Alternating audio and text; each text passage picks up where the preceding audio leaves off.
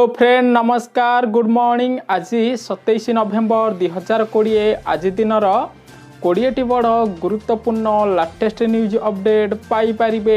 आज बड़ खबर जानिबे एही महिला मानकु मिलिबो 5000 टंका। ताहा सहित अन्य खबर जानिबे 14 दिन समस्त बैंक बंद रहिबो। ताहा सहित अन्य खबर रे कोरोना टीका आसिले खोलिबो स्कूल कॉलेज सरकार को पुणी बड़ निष्पत्ति। ताहा सहित ओडिशार आज केते जण कोरोना आक्रांत व्यक्ति सुस्थ होइचंती। ओडिशार मुख्यमंत्री नवीन पट्टनायक को बड़ घोषणा। राजनीति ठू आरंभ करी क्रिकेट रो समस्त खबर पाई परिबे। आपण को भल पाइबा देबे, वीडियो को लाइक करिवे, तळे थिबा लाल कलर बटन टी को टच करी सब्सक्राइब करी पाखरे बेल बटन टी को टच करी ऑल नोटिफिकेशन ओके कर रखे, जहा द्वारा देश विदेश ठू आरंभ करी ओडिशार आपण जिलार सबु खबर पाई परिबे।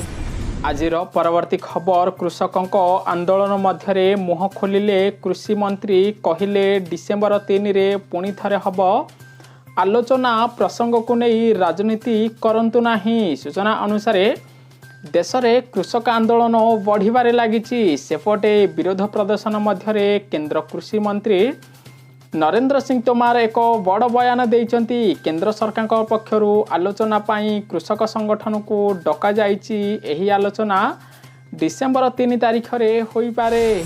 आजिर परवर्ती खबर एणिकी ओडिशार गरीब लोकों को बेसरकारी मेडिकल रे गणिबा को पड़िबो नाही टंका। सूचना अनुसार बेसरकारी हॉस्पिटल रे एमआरआई पाई आउ धाड़ी रे छिड़ा हबा को पड़िबो नाही किंबा गणिबा को पड़िबो नाही मोटा अंकर टंका। कारण राजधानी कैपिटल हॉस्पिटल रे एणिकी मागणा रे मिलिबो एमआरआई सेवा। दीर्घ दिन धरी कैपिटल हॉस्पिटल पाई जे दाबी होइथिला ताहा राज्य सरकार पूर्ण करिसंती। आजिर परवर्ती खबर पुणी कमिला 50 टंका सुना दाम। सूचना अनुसार धीरे धीरे देश ठू आरंभ करी ओडिशा रे सुना दर ह्रास पाउछि। आज ओडिशार भुवनेश्वर रे 22 कैरेट सुनार मूल्य 10 ग्राम प्रति 45,600 टंका रहिथिबा बेले सेपटे 24 कैरेट सुनार मूल्य 10 ग्राम प्रति 49,750 रे पहुंचीछि। परवर्ती खबर कोर्ट को गुरुत्वपूर्ण निर्देश। निज इच्छा रे अन्य सह रही पारिबे महिला। सूचना अनुसार जड़े प्राप्तवयस्क महिला बा युवती निज इच्छा अनुसार जेकोसी लोक सह जेकोसी स्थान रे रही पारिबे। एथिरे केही भी बाधा सृष्टि करि पारिबे नाही बोली दिल्ली हाईकोर्ट निर्देश देइचंती। परवर्ती खबर प्रधानमंत्री गरीब कल्याण योजना रे बंटन करा जाउथिबा मागणा राशन सामग्री चलित मास ठारू बंद हब। सूचना अनुसार देश रे कोरोना पाई मार्च मास ठारू गरीब कल्याण योजना रे 81 कोटी लोकों को मागणा रे 5 केजी चाउल गहम डाली केंद्र सरकार बंटन करुथिले। किंतु वर्तमान खबर आसीछि जे चलित मास ठारू गरीब कल्याण योजना रे मागणा राशन सामग्री बंद करा जिवो, जहा द्वारा देशर 81 कोटी लोक प्रभावित हेबे। आजिर परवर्ती खबर यूएई पाकिस्तान को देला बड़ झटका। बातिल कला नियुक्ति भिसा। सूचना अनुसार पाकिस्तान को यूएई बहुत बड़ तगड़ा झटका देइछि। कारण यूएई पाकिस्तान समेत 13टी मुसलमान देश पाई नियुक्ति भिसा बातिल करिछि। एहा द्वारा पाकिस्तान रो कौनसी श्रमिक एणिकी यूएई रे जाई काम करि परिबे नाही। सेपटे पाकिस्तान रो अर्थनीति सुधारू नथिबा बेले एपटे यूएई पाकिस्तान को देइछि बहुत बड़ झटका। आजिर परवर्ती खबर पुरी रे लागू होला 144 धारा। पतित पावन दर्शन बंद। सूचना अनुसार महाप्रभु को नागार्जुन बेश लगी पुरी रे 144 धारा लागू करा जाइछि। एहा द्वारा कौनसी व्यक्ति जगन्नाथंकर दर्शन करि परिबे नाही। सेपटे पुरी सहर रे 25 प्लाटून पुलिस मुतयन होइछि। कारण दीर्घ 25 वर्ष पर महाप्रभु जगन्नाथंक नागार्जुन बेश होउथिबा बेले सेपटे एथर दर्शनरु वंचित हेबे समस्त भक्त। आजिर परवर्ती खबर प्रधानमंत्री नरेंद्र मोदी पुणी थरे कहिले गोटिए देश गोटिए निर्वाचन हबा दरकार देश रे। सूचना अनुसार भारतर प्रधानमंत्री नरेंद्र मोदी बहुत बड़ अपडेट देइचंती। से कहिचंती जे देश रे बारंबार इलेक्शन हबा द्वारा देशर आर्थिक परिस्थिति सृष्टि होउछि। सेथिपाई देश रे गोटिए थर निर्वाचन हबा दरकार। आजिर परवर्ती खबर आज पुणी ओडिशारू 737 जन कोरोना आक्रांतरू आरोग्य लाभ करी घर को फेरिचंती। सूचना अनुसार ओडिशा रे कमुची कोरोना संक्रमण बढ़ुची सुस्थ हार संख्या आज खोर्धा जिल्लारू सर्वाधिक 73 जन सुस्थ होइकिरी घर को फेरिचंती। आजिर परवर्ती खबर बौद्ध जिल्ला रे खोलिला मंडी आरंभ हैला धान किणा। सूचना अनुसार दीर्घ दिन पर बौद्ध जिल्ला रे खोलिची चलित वर्षर खरीफ धान मंडी। यह द्वारा चाषी माने उपकृत होई पारिबे, निजर धान मंडी रे विक्रय करि पारिबे। आजिर परवर्ती खबर राजधानी रे लागू होई पारे रात्रिकालीन कर्फ्यू, हाईकोर्ट को सूचना देले मुख्यमंत्री। सूचना अनुसार राजधानी दिल्ली रे कोरोनार द्वितीय लहर आरंभ होइथिबा बेले दिनकु दिन आक्रांत संख्या वृद्धि पाउची। सेथिपाई वर्तमान अपडेट आसीची राजधानी दिल्ली रे रात्रिकालीन कर्फ्यू लगा जाई पारिबो। आजिर परवर्ती खबर बंगोपसागर रे दाना बांधुची आउ एक बात्या बुरेभी। सूचना अनुसार आसंता 29 तारिख रे आउ एक बात्या आसीबार संकेत दिया जाइछि, कारण बंगोपसागर रे लघुचाप सृष्टि होइछि। एहा फल रे आजि ठारू दक्षिण ओडिशा रे सामान्य धरणर वर्षा होई पारे। आजिर परवर्ती खबर सीमा रे चीन सेना को निर्देश देले राष्ट्रपति, कहिले कौनसी समय रे भारत सह होई पारे युद्ध, समस्त प्रस्तुति शेष करने को निर्देश दिया गला। सूचना अनुसार पूर्व लद्दाख एलआईसी निकट रे भारत एवं चाइना मध्य उत्तेजना बढ़िबारे लागिछि। चीन भारत सीमा भीतर को पसी निज जमी दखल करथिबार दाबी करथिबा बेले आगामी दिन रे भारत सह जे कौनसी समय रे युद्ध करि पारे चाइना।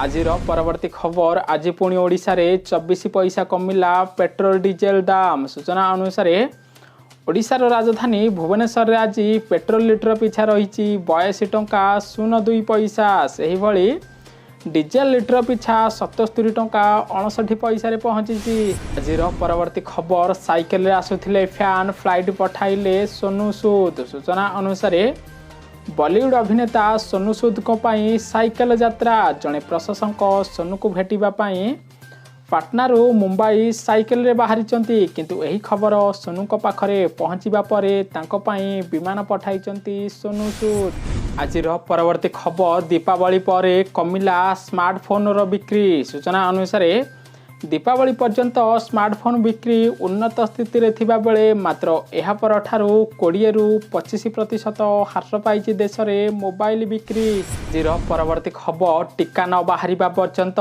बंद रहिबो स्कूल और स्वास्थ्य मंत्री को बड़ अपडेट। सूचना अनुसार दिनकु दिन महामारी कोरोना संक्रमण दिल्ली रे प्रभाव पकाउछि। एहा द्वारा जेते पर्यंत कोरोना टीका न आसीछि सेते पर्यंत राजधानी दिल्ली रे स्कूल कॉलेज खोलिबो नाही। एपटे जदि आमे ओडिशा कथा देखिबा ताहले ओडिशा रे मध्य सेम परिस्थिति सृष्टि होई पारिबो, कारण टीका आसिले स्कूल कॉलेज खोला जिवो बोली अभिभावक संघ अपडेट देउथिबा बेले सेपटे सरकार मध्य अपडेट देइचंती जे टीका आसिले स्कूल कॉलेज खोला जिवो राजधानी दिल्ली रे।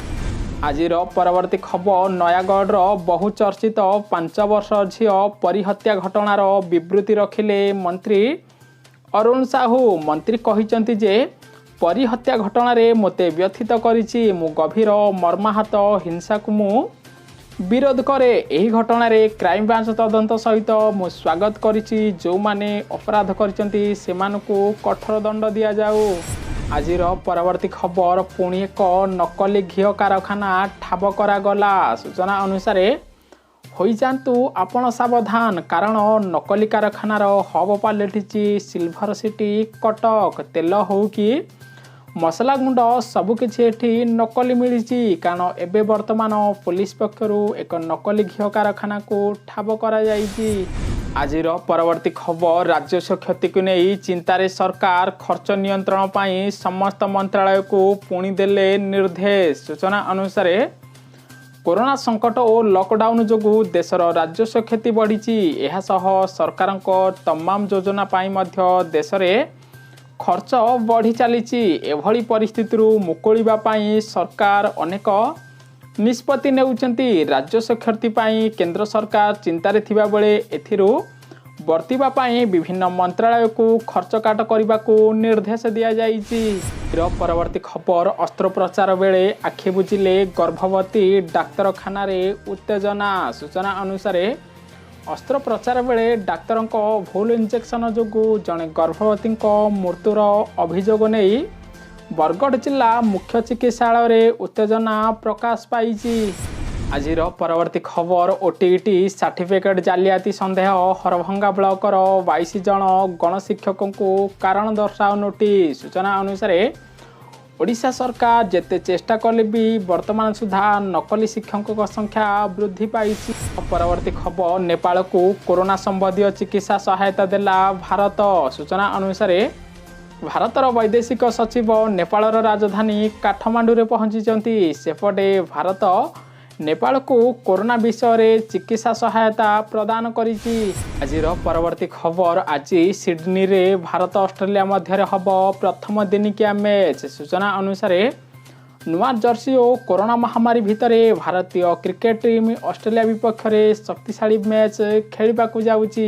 ଆଜି ପ୍ରଥମ ଦିନିକିଆ ମ୍ୟାଚ୍ ଅଷ୍ଟ୍ରେଲିଆ ଭାରତ ମଧ୍ୟରେ ଖେଳାଯିବ।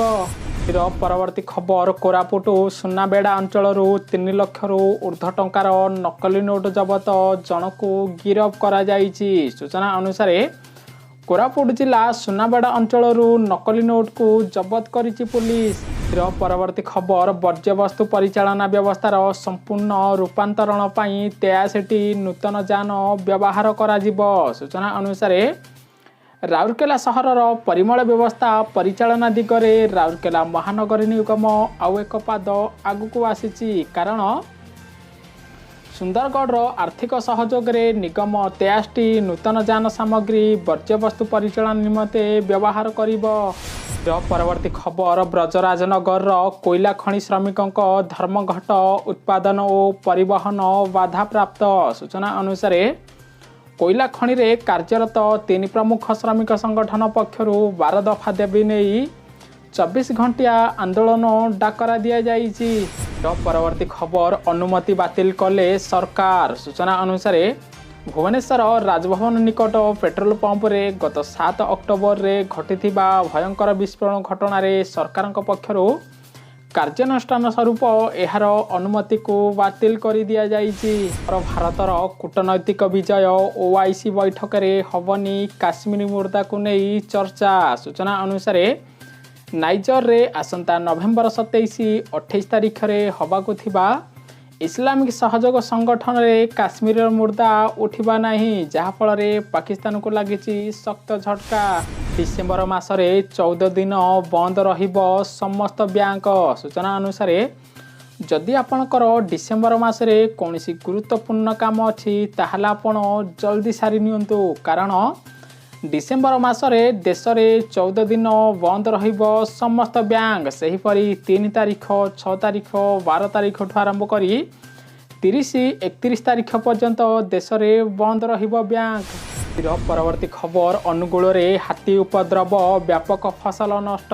ସୂଚନା ଅନୁସାରେ ଖାଦ୍ୟ ଅନ୍ୱେଷଣ ଗାଁ ସୀମାକୁ ପଶି ଆସିଛନ୍ତି ଜଙ୍ଗଲୀ ହାତୀ। ପ୍ରାୟ 28 ସଂଖ୍ୟା ବିଶିଷ୍ଟ ଏକ ହାତୀପଲ ଗତ ବିଳମ୍ବିତ ରାତିରୁ ଗାଁ ସୀମାରେ ପଶି ଆସିଥିବା ବେଳେ ସେପଟେ ଚାଷ ଜମି ନଷ୍ଟ ହୋଇଛି। ଆଜିର ପରବର୍ତ୍ତୀ ଖବର ଦେହଜୀବୀକୁ ପ୍ରତି ମାସରେ ମିଳିବ 5,000 ଟଙ୍କା। ସୂଚନା ଅନୁସାରେ ମହିଳାମାନଙ୍କ ପାଇଁ ମହାରାଷ୍ଟ୍ର ସରକାର ଆଉ ଏକ ବଡ଼ ଘୋଷଣା କରିଛନ୍ତି, କାରଣ ମହାରାଷ୍ଟ୍ରରେ ଥିବା ଦେହଜୀବୀମାନଙ୍କୁ 5,000 ଟଙ୍କା ଦେବେ ମହାରାଷ୍ଟ୍ର ସରକାର। ଆଜିର ପରବର୍ତ୍ତୀ ଖବର ଧୋକା ଦେଲା ସରକାରୀ ବିହନ ଚିନ୍ତାରେ ଶହ ଶହ ଧାନ ଚାଷୀ। ସୂଚନା ଅନୁସାରେ ଧାନ କେଣ୍ଡା ବଦଳରେ ବାହାରିଲା ବାଳୁଙ୍ଗା, ଏପରି ଖବର ଆସିଛି ଗଞ୍ଜାମ ଜିଲ୍ଲା ରଗେଇଲୁଣ୍ଡା ବ୍ଲକରୁ। କାରଣ ଚାଷୀମାନେ ସରକାରୀ ବିହନ ଆଣିଥିଲେ ମଧ୍ୟ ଧାନ ବଦଳରେ ବାଳୁଙ୍ଗା ବାହାରିଛି। ନ୍ୟୁଜ୍ଟି ସମ୍ପୂର୍ଣ୍ଣ ଦେଖିଥିବାରୁ ଆପଣଙ୍କୁ ଅଶେଷ ଅଶେଷ ଧନ୍ୟବାଦ। ଭିଡ଼ିଓକୁ ଲାଇକ୍ କରି ସମସ୍ତ ଓଡ଼ିଶାବାସୀଙ୍କୁ ସେୟାର କରନ୍ତୁ। ସମସ୍ତେ ନିଜ ଜିଲ୍ଲାର ନାମ କମେଣ୍ଟ କରନ୍ତୁ। ନେକ୍ସଟ ଡେରେ ଆପଣଙ୍କ ଜିଲ୍ଲାର ଖବର ପାଇପାରିବେ।